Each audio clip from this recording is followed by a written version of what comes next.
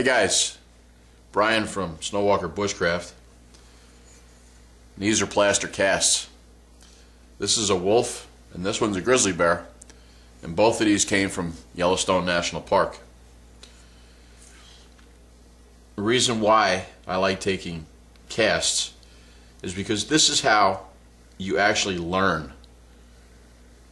You have a three-dimensional footprint of that animal that left the track.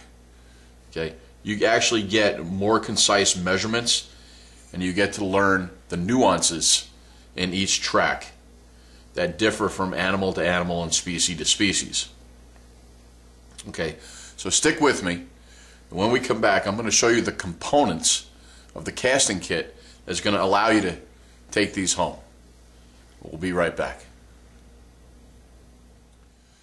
Hey guys, we're back, and today I'm going to show you the components that you need for a casting kit. This is exactly what I would bring out into the woods or wherever to cast animal tracks or human tracks.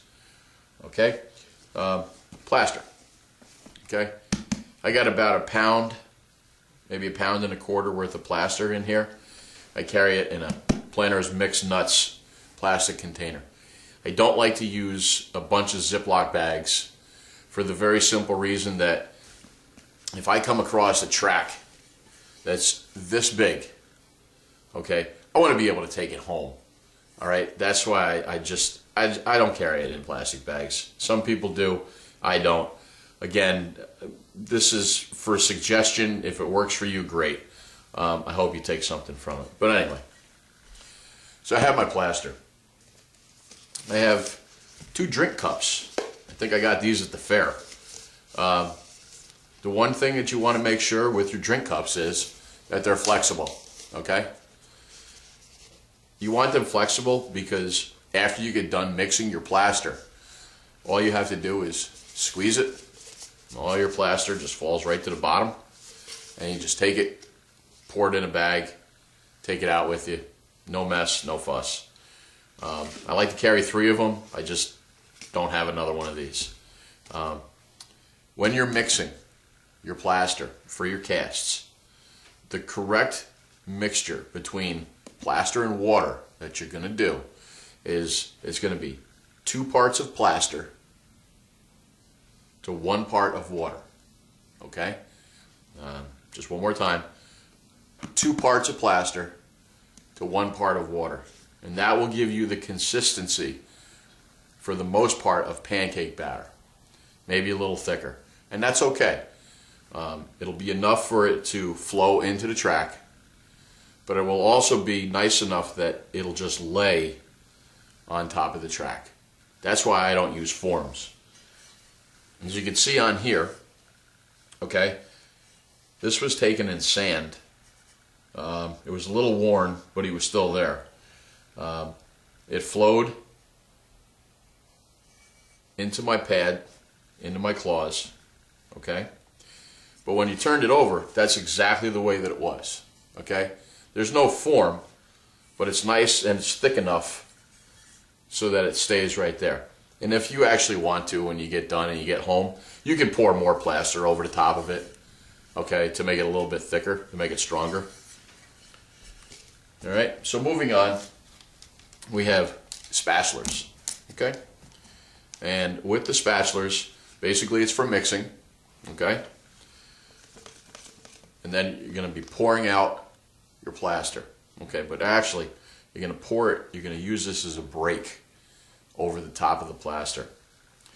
When you get your plaster in, you're going to pat it down, and then this way it removes all the air bubbles from the plaster. Again, they're flexible, they're cheap, they clean up rather easy. I carry 3 of them. In the wintertime, we are presented with a unique problem. And because of the mixture, it creates a thermogenic reaction. So it gets hot. Well, what would happen if we poured the plaster into a snow print? It would melt it out and it would go all over the place. So that's why you have to get snow impression wax. Okay? You read the directions on the can. It's usually 4 to 5 coats per track. Okay, you have to hit the track at all different angles. Okay, so if we're looking at our track, say this is our track, okay, we want to spray from this side, that side, and that side. We want to cover the entire area, and you're going to do it in coats. You're going to let it dry in between coats, and it has to build up. And then what this does is this creates a shield, okay, between the track and the plaster.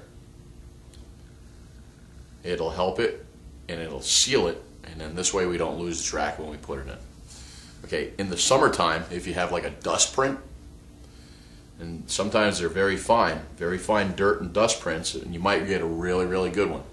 Well, what happens is when you go to pour the plaster on that too, it pushes the dirt and the dust right out of the way. Go to Rite Aid or some other drugstore and pick up the cheapest hairspray that you can find. Aquanet, that old sticky stuff, that's what you want. Because you can go out and you can buy the counterpart to this, which is a dirt and dust hardener, but it's like $15 a can. Okay, and I think you can do better if you go to a drugstore and pick it up. I do, so it's just a suggestion. Okay, getting back to our kit. 2 more things. Okay, Ziploc bag that I carry. This is for my waste material. This is for everything that's left over in the mixing container and on my spatulas. I just break it up. I put it in there, and then I take the whole thing out, and then I just dispose of it in a proper trash can. There's no need to go out, and there's no need to litter when you're out there. The other thing is newspaper. Basically what happens is you can pick up your track in about 15-20 minutes depending on the consistency of it and how big it is. When you're all done, it's still going to be damp, okay? So what I would do is I would just take this, I put it around my track. All right, it helps absorb some of the moisture, and then it also protects the track while you're taking it out. Okay, so that's it. That is a basic casting kit. Okay, plaster, mixing containers, spatulas, Ziplocs, newspaper, snow wax for the wintertime, hairspray for the summertime, basic kit. So I thank you for your time. I thank you for your comments. And until the next one, take it easy.